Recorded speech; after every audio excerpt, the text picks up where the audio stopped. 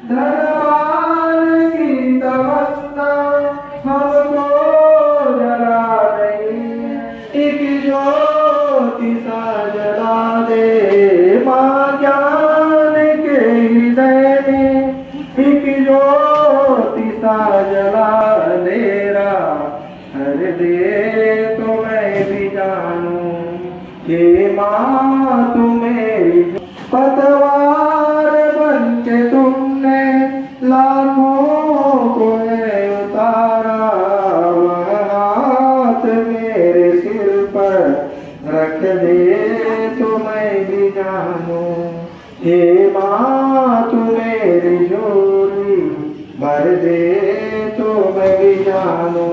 मकसद है जिंदगानी औरों के काम आना, मकसद है जिंदगानी औरों के काम आना, हमको तो ऐसा ज्ञान दे दे तो मैं भी जानूं हे माँ तू मेरी झोली भर दे तो मैं भी जानूं। बोले सरस्वती माता से। हम बच्चों के माध्यम से आप तक सूचना पहुंचाने का काम किया, पर आधे से भी कम बच्चे अपनी जाति प्रमाण पत्र, आय प्रमाण पत्र, निवास प्रमाण पत्र के लिए आपकी तरफ से सहमति है क्या? आप हाथ उठा करके बताएंगे, क्योंकि अपार आईडी क्या है हम आपको बता चुके हैं इस मंच से। तो आपसे आग्रह है कि आपने सहमति दे दिया है दस्तावेज में, बच्चे पुस्तक की जानकारी देना चाह रहे हैं क्या? ये चीजें हैं तो हाथ खड़े करेगा। मैं तो स्वयं बना लिया हूँ, मैं स्वयं हाथ खड़ा कर रहा हूँ, क्योंकि मैं जो है वयस्क हूँ, इसीलिए मेरे को किसी से पूछने की आवश्यकता नहीं। तो उसमें श्रम कार्ड जारी होगा, ऑनलाइन होगा, जाना नहीं पड़ेगा। आप अपना आधार कार्ड और आप अपना राशन कार्ड, जो बीपीएल राशन कार्ड है, उसकी जानकारी लेके ऑनलाइन सेंटर में आप जाएंगे। आज के इस कार्यक्रम में आप सभी का हार्दिक अभिनंदन है, स्वागत है। पुनः आप सभी को मेरी तरफ से नमस्कार। तो आप लोगों को पहले ही बता दिया गया, पालक शिक्षक मेगा बैठक, पालक शिक्षक बैठक, इसका उद्देश्य आप सभी जान रहे हैं। आपके बच्चे, हमारे छात्र, हमारे बच्चे हमारे विद्यालय में अध्ययनरत है। केवल शिक्षा ग्रहण करना ही मूल उद्देश्य नहीं है, लेकिन बहुत अच्छा लगा यहाँ के वातावरण, अनुशासन, यहाँ की शिक्षा का अनुदान, यहाँ का जो माहौल है, बहुत मुझे अच्छा लगा। मेरे शिक्षक बालिका 12वीं क्लास में पढ़ती हैं, उनका नाम किरण बाई पैकरा है, और मैं इस विद्यालय में अपने बच्चे को पढ़ाई के लिए देकर बहुत भाग्यशाली समझता हूँ, क्योंकि मुझे लगता है कि उनका भविष्य जो है उज्जवल की ओर अग्रसर होगा और आने वाली पीढ़ी में उनका भी नाम रोशन करेगा। कहते हैं कि बेटा एक कुल का दीपक होता है, लेकिन बेटी 2 कुलों का दीपक होती है। तो मैं अपने बेटी को यहाँ पर सौंप कर बहुत बहुत सौभाग्यशाली समझता हूँ। जय हिंद, भारत माता की जय, भारत माता की जय। मेगा पालक बैठक, शिक्षक बैठक हम लोग को बुलाए थे, तो आए हैं, इतना अच्छा लगा भी।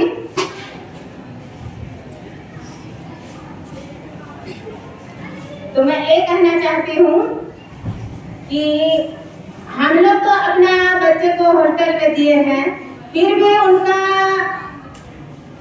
पढ़ाई के बारे में पूछते रहते हैं और पता भी करते रहते हैं। मीटिंग वगैरह भी बुलाते हैं तो आते हैं, और वहाँ पर भी पढ़ाई होता है। लेकिन कि यहाँ से मैं शिक्षक लोगों को थोड़ा सा कहना चाहूंगी कि वहाँ पर भी पढ़ाई करते हैं या नहीं करते हैं, थोड़ा सा ध्यान दीजिएगा। और यहाँ का पढ़ाई को तो देखते हैं, लेके जाते हैं घर कॉपी वगैरह तो चेक करते हैं हम लोग, अच्छा पढ़ाई तो चल रहा है, पता नहीं हॉस्टल में दे दिए हैं तो थोड़ा सा कंफ्यूज में है हम लोग भी। पढ़ाई करते हैं नहीं करते हैं, पता तो करते हैं, पढ़ रहे हैं करके बोलते हैं वहाँ पर भी, लेकिन शिक्षक लोग वहाँ पर भी थोड़ा सा ध्यान दीजिएगा। होमवर्क देते हैं लेकिन साप्ताहिक टेस्ट भी लिया जाता है, यहाँ पर की लिया जाता है ना, तो यही कहना चाहती थी मैं। टेस्ट वगैरह तो नहीं दिखाया, तो इसलिए मैं बात को आमने सामने शिक्षक और पालक लोग के बीच में कहते तो ठीक रहता करके मैं सोची और यही बात शेयर कर रही हूँ। और सभी पालकों, सभी माता पिता अपने बच्चे की ओर ध्यान देंगे, स्कूल सही से आ रहे हैं नहीं आ रहे हैं, इसमें हमारी भलाई है। सभी अपने बच्चों की ओर से ध्यान देंगे तभी पढ़ पाएंगे बच्चे और आगे बढ़ पाएंगे।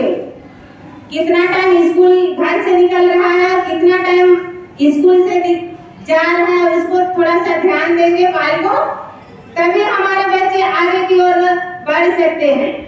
यदि हम ही ध्यान भी नहीं देंगे बच्चों के प्रति तो ये संभव नहीं है। कृपया हमें इसको ध्यान ही दें। बस इतना ही बताने के लिए तो ज़्यादा कुछ नहीं है, फिर भी मेरे विचार में 2 शब्द है मैं उनको बताना चाहूँगी। सबसे पहले तो आप अपने बच्चों को ध्यान दें कि बच्चा हर दिन स्कूल आ रहा है कि नहीं, क्योंकि यदि बच्चा एक दिन स्कूल नहीं आता है तो उसके 5-6 विषय का नुकसान होता है और उसको समझ में नहीं आता है। फिर यदि दूसरे दिन कुछ पूछा जाए तो कहता है हम तो नहीं आए थे। तो मैं एक समाधान निकाली, अगर आप किसी कारणवश नहीं आते हैं तो आप अपनी कक्षा के किसी भी बच्चे का फ़ोन नंबर रखिए और उससे पूछिए कि कल क्या पढ़ाई हुआ, और जो भी पढ़ाई हुआ गृह कार्य मिला उसको करके आइए। मतलब आपको ये नहीं कहना कि कल हम नहीं आए थे तो हम नहीं करके लाए, तो आप ये पेरेंट्स को जैसे देखिए बच्चा 10 से आता हूँ, लेकिन मुझे तो मेरे मन में कुछ दिखा है ना। पालक जितने जो है, पालक शिक्षक अपालक तीनों कड़ी न्यूट्रिशन, जैसे हम हो गए, आप पालक हो गए, शिक्षक हो गए, पालक, तीनों प्रेशन में एक प्रेशन जुड़ गया तो उस बच्चे का विकास नहीं है।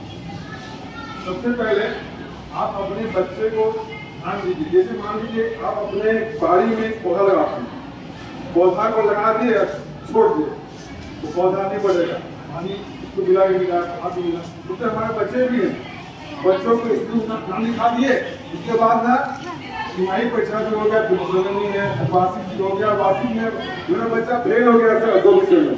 अरे भाई आप ध्यान देने नहीं कि आप नहीं आ पाते हैं तो आप सभी टीचर लोगों का मोबाइल नंबर है, मोबाइल नंबर से आप जरूर पूछिए कि मेरा बच्चा जो है कैसा पढ़ रहा है, विषय में क्या समस्या है, उसमें भी आपको इतना अच्छा मीडिया बनना है। यहाँ पर सेमिनार कक्ष बनना है, अतिरिक्त कक्ष बनना है, कन्या छात्रावास का मांग रखा है ताकि बेटियां दूर जाके न पढ़ें। और विद्यालय के समस्त एरिया का जो है हम एक पुख्ता प्रमाण चाह रहे हैं, समस्त कमरों में ई बोर्ड लगाने का, प्रयोगशाला का, बहुत सारी हमारी मांग है।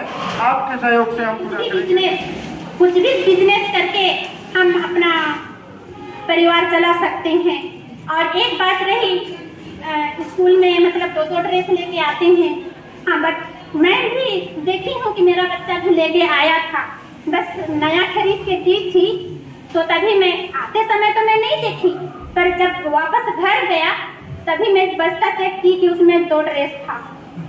हाँ, तो मैं बोली उसको तुरंत टोकी इसको कि क्यों लेके गया था। हाँ, तो जवाब दिया कि नहीं मम्मी मैं इसको सिलवाने गया था।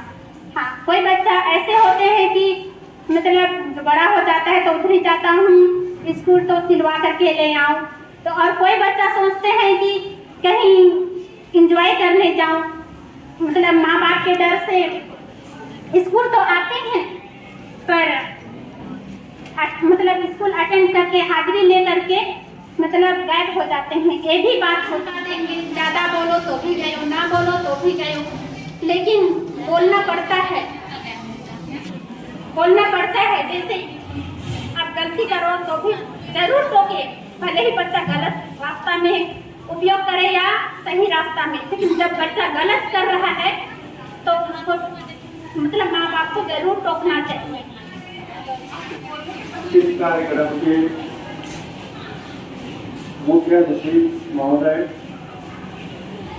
मेरे इस संस्था के व्याख्यातागण, विदुषीगण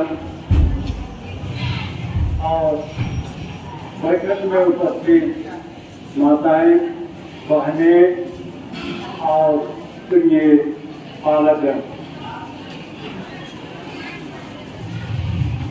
आप सबको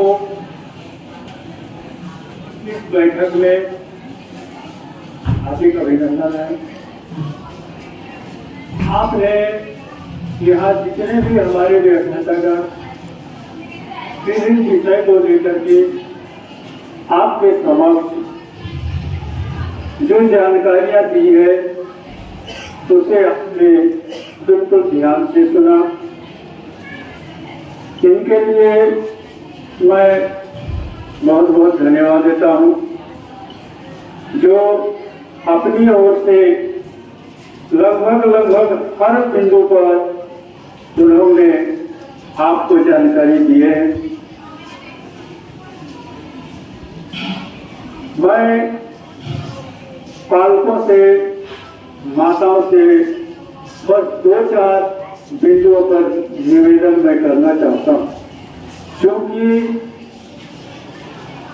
संस्था का एक मुखिया होने के नाते मेरे ऊपर समस्त जवाबदारी ज्यादा रहती है। इसलिए आप सबों की सहयोग बहुत ही जरूरी है। जब तक आपका सहयोग, हमारे साथियों व्याख्याताओं का सहयोग नहीं रहेगा, तब तक हम जो है बच्चे का सर्वांगीण विकास हम नहीं कर सकते, हम स्कूल का विकास नहीं कर सकते। इसलिए निवेदन है कि पहला बिंदु में मैं यही कहूँगा कि आप जो है बच्चे को नियमित भेजें। आप रोज दिन शाम सवेरे थोड़ा सा ध्यान दें कि बच्चे स्कूल जा रहा है नहीं जा रहा है। स्कूल जा रहा है लेकिन क्या वो स्कूल पहुंच रहा है नहीं पहुंच रहा है। आज माध्यम बहुत अच्छी, हम मोबाइल के द्वारा कभी भी बात कर सकते हैं। 10 बजे से लेकर 4 बजे तक हम बात कर सकते हैं शिक्षकों से। बच्चे आ रहे नहीं आ रहे। दूसरा बिंदु है ये जो हम रोज दिन चिल्लाते हैं आय जाति निवास, तो इसके लिए आप अपना काम छोड़कर यदि बनता है जाति निवास आए तो आप भी इसमें हमारा सहयोग करें, ताकि हर बच्चे को हम उसका अधिकार दिला सकें। जैसे छात्रवृत्ति, अगर आय जाति निवास नहीं बना है तो हम छात्रवृत्ति नहीं दिला सकते। तो आप लोगों से दूसरा निवेदन यही है कि आय जाति निवास आप अपना काम छोड़ करके अवश्य बनवाएं और हमारा साथ दें। तीसरा बिंदु है नशा संबंधी। विद्यार्थी को आप हमेशा ध्यान दें कि कोई गलत संगति में ना पड़ गया हो। यदि गलत संगत है तो उसे हमको सुधारना है, न कि मारना पीटना उचित नहीं है। क्योंकि जब हम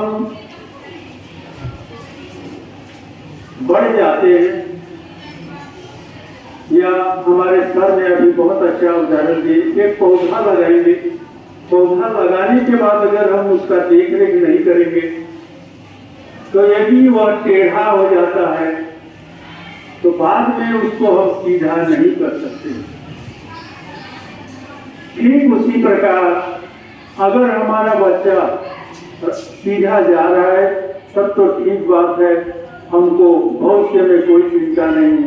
लेकिन अगर वह रास्ता भटक गया है तो उसका कारण भी हम ही हैं, क्योंकि हमने जो रास्ता जिधर हम चाहते हैं उस रास्ता में न जा करके दूसरे रास्ता में जा रहे हैं, उस समय हमने ध्यान नहीं दिया, उसकी गलती को हमने ध्यान नहीं दिया। तो अगर हम इस चीज को ध्यान नहीं देंगे तो निश्चित है हम बाद में उसको पछताएंगे। इसी प्रकार अगला बिंदु है पढ़ाई। पढ़ाई पर भी आपको ध्यान देना है। भाई 10 बजे से लेकर 4 बजे तक तो हम पढ़ाई अपने अंदर में रखते हैं, उसके बाद बच्चा स्वतंत्र हो जाता है। कम से कम 1 घंटा सवेरे 1 घंटा शाम। अब लगता है आजकल के बच्चे काम से बहुत ही भागते, काम करना ही नहीं चाहते और नहीं अच्छा पढ़ना चाहते। और जो बच्चे छोटे से जिसको हम कहेंगे पहली से या नींव कहेंगे, जिस बच्चे का नींव यदि कमजोर है वही बच्चा आगे चलकर हमको बहुत दुख देती है और वही बालक आगे चलकर कई प्रकार की गलतियां में वह उतर जाता है। जैसे अगर हम कुछ किसी एक घर बनाते हैं तो नींव को हम मजबूत बनाते हैं। नींव को अगर नींव कमजोर है तो ऊपर हम कहीं जितनों भी हम बिल्डिंग बनाएंगे 4 छत 5 छत 6 7 हम बना सकते हैं, लेकिन अगर हमारा नींव कमजोर है तो हम आगे बढ़ ही नहीं सकते हैं। तो इस तरह से बहुत सारी बातें हैं। आप लोग तो सब समझदार हैं, सब पारिवारिक जीवन आप बिता रहे हैं। परिवार में कैसे चलना है, कैसे आगे बढ़ाना है, सब आपको मालूम है। और अंत में मैं आप सभी को फिर से धन्यवाद देता हूँ।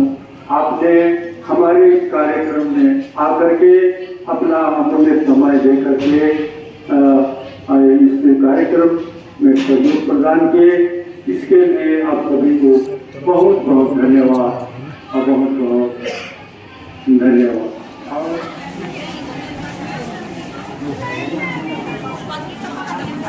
तो अपार कार्ड बनाने के लिए फॉर्म जमा कर रहे हैं पालक लोग, सर लोग ले रहे हैं।